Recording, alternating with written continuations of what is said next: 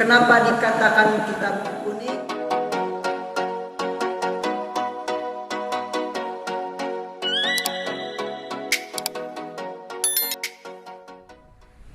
Assalamualaikum warahmatullahi wabarakatuh.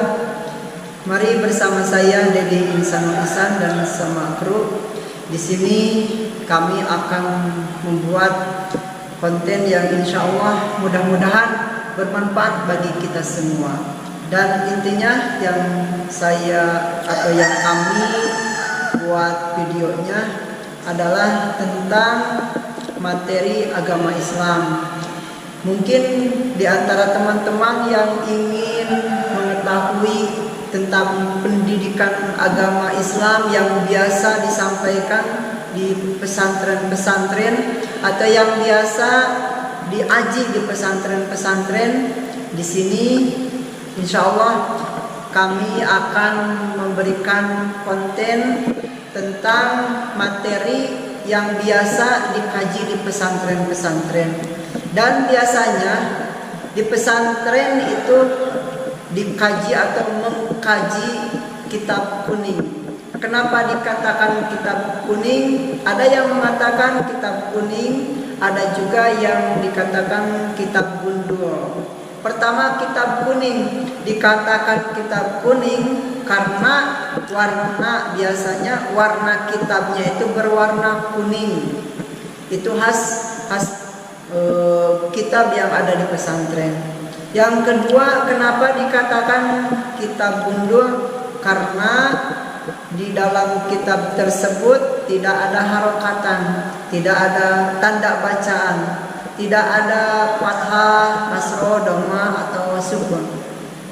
Nah, jadi bagi teman-teman yang ingin mengetahui atau memperdalam agama Islam secara detail, secara tahu sumbernya, maka insya Allah di sini kami akan menyampaikan atau memberikan materi yang biasa dikaji di pesantren-pesantren.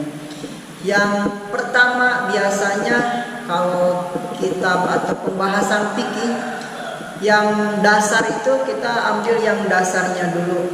Biasanya yang dasarnya kalau kitab fikih adalah kitab Safinatun Najah.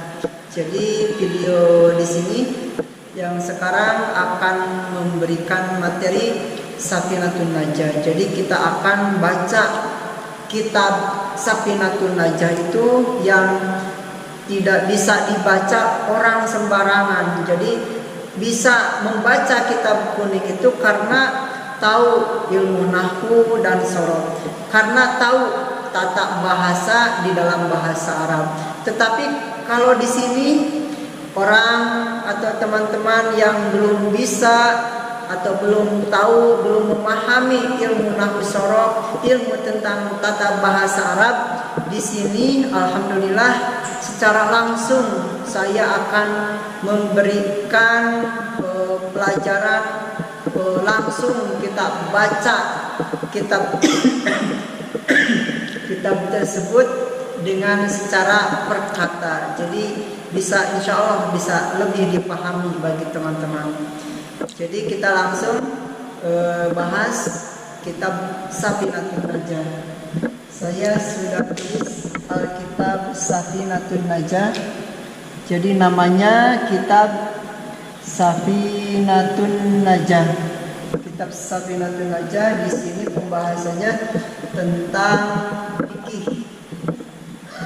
Yang pertama dibahas di dalam kitab Safinatun Najah adalah Faslun Arkanul Islami. Faslun di sini atau yang namanya pembahasan di sini yang pertama tentang Arkanul Islami, yaitu artinya rukun Islam. Di sini arkan ini kalimatnya kalimat jamak, jadi banyak. Jadi rukunnya itu bilangannya itu yang termasuk rukun Islam itu bukan hanya 1 dan 2, tetapi lebih dari 1 sama 2. Dan di sini adalah al-Islam, rukun Islam. Jadi teman-teman kan hampir semuanya tahu bahwa rukun Islam itu ada 5. Jadi kita tahu rukun Islam itu ada 5. Tetapi kita tidak tahu sumber ilmu tersebut ada 5. Dari mana? Sumbernya dari mana? Jadi seharusnya atau lebih baiknya kita tahu sumber ilmu tersebut. Sebelumnya kita hanya tahu rukun Islam itu ada 5. Nah sekarang tahu coretannya, tahu bahwa rukun Islam itu diantaranya ada penjelasan atau sumbernya adalah dari kitab Safinatun Najah. Jadi kita tahu dalilnya, kita tahu sumbernya. Jadi di sini kita tahu rukun Islam ada 5, itu ada di kitab Safinatun Najah diantaranya. Jadi arkanul Islam, rukun Islam itu adalah khamsatun, ada 5. Syahadatun, yang pertama adalah membaca syahadat. Sesungguhnya la ilaha tidak ada Tuhan illallah kecuali Allah, wa anna Muhammadan, dan sesungguhnya Nabi Muhammad Rasulullah, yaitu utusan Allah. Jadi teman-teman, di sini coretannya, di sini kita sudah mendapatkan coretannya. Yang sebelumnya kita tahu bahwa rukun Islam yang pertama adalah membaca syahadat, membaca asyhadu alla ilaha illallah wa asyhadu anna Muhammadar Rasulullah. Jadi kalau nanti ditanya rukun Islam misalnya ada berapa? Ada 5. Ada 5. Itu kata siapa? Itu sumbernya dari mana? Ilmu tersebut. Nah, kita sudah tahu diantaranya di dalam kitab Safinatun Najah. Jadi pembahasan ini adalah kita membahas rukun Islam karena pasal yang dibahas pertama kali adalah rukun Islam. Nanti ke depannya ini makin luas umumnya. Jadi yang pertama adalah membaca syahadat asyhadu alla ilaha illallah, dan di sini diartikan aku bersaksi bahwa tidak ada Tuhan yang kita sembah kecuali Allah, dan Nabi Muhammad adalah utusan Allah. Jadi kalau mengaku orang Islam berarti di dalam hatinya sudah ditanamkan, sudah benar-benar diprioritaskan bahwa di dalam hati atau di dalam kehidupan ini sudah benar-benar meyakini tidak ada Tuhan kecuali Allah, dan Nabi Muhammad adalah sebagai utusan Allah. Yang kedua yang menjadi arkanul Islam wa iqamus sholati. Yang kedua melaksanakan sholat. Wa ita'uz zakati. Yang ketiga yaitu menunaikan atau membayar zakat. Wa shaum Ramadan. Yang keempat puasa pada bulan Ramadan. Wa hijjul bait. Yang kelima adalah munggah haji, yaitu untuk orang istata'a yang mampu ilaihi sabila di jalannya. Jadi kalau ada biaya nanti dijelaskan ya. Jadi yang kedua yang termasuk rukun Islam. Rukun itu teman-teman yaitu sesuatu yang harus dilaksanakan. Misalnya rukun Islam. Nah, rukun Islam itu jadi kalau ingin Islamnya itu sempurna atau kita ingin termasuk orang Islam, maka harus melaksanakan yang 5 perkara ini. Jadi yang pertama harus syahadat, harus meyakini bahwa tidak ada Tuhan dan kecuali Allah, dan Nabi Muhammad adalah utusan Allah.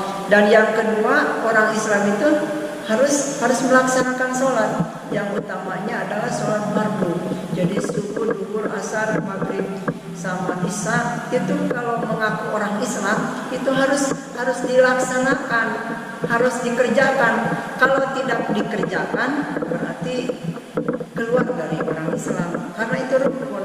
Semacam rukun sholat adalah membaca Fatihah. Nah, kalau dia membaca Fatihah maka sholatnya sah. Tetapi kalau tidak membaca Fatihah berarti sholatnya tidak sah. Sama halnya dengan rukun Islam. Kalau dia diantaranya melaksanakan sholat berarti dia orang Islam. Tetapi kalau tidak melaksanakan sholat karena ini rukun berarti bukan orang Islam. Oh ini saya orang Islam karena KTP-nya KTP Islam. Nah itu bukan agamanya tetapi KTP-nya yang Islam. Jadi ini harus ingat, ini adalah rukun Islam sholat ini. Jadi kalau ingin dikatakan orang Islam, jadi diantaranya harus sholat. Yang ketiga adalah membayar zakat. Membayar zakat yaitu zakat fitrah, zakat mal. Kalau mengaku orang Islam harus membayar zakat. Yang keempat, puasa Ramadan, puasa pada bulan Ramadan ini yang wajib. Wahijul bait, dan yang kelima yang terakhir adalah munggah haji, pergi ke Mekah untuk melaksanakan ibadah haji. Nah, di sana kan jauh itu bagi orang yang tidak punya bekal untuk ke sana, tidak punya biaya untuk ke sana, maka hanya 4 rukun Islam. Tetapi kalau mampu, misalnya ada yang memberikan sarana sama fasilitas atau biaya, tidak harus kaya juga, tetapi yang penting asal kita bisa untuk munggah haji atau pergi haji, maka itu menjadi wajib. Jadi kesimpulannya teman-teman, yang pertama kali dibahas di dalam kitab Safinatun Najah adalah masalah atau pasal rukun Islam. Di situ dikatakan bahwa rukun Islam ada 5: syahadat, sholat, zakat, puasa, dan haji. Jadi kita sudah tahu coretannya atau sumber yang sebelumnya kita benar-benar semuanya juga tahu bahwa rukun Islam itu ada 5. Cuman hanya sampai di situ. Nah, sekarang di video kali ini, di konten kami di sini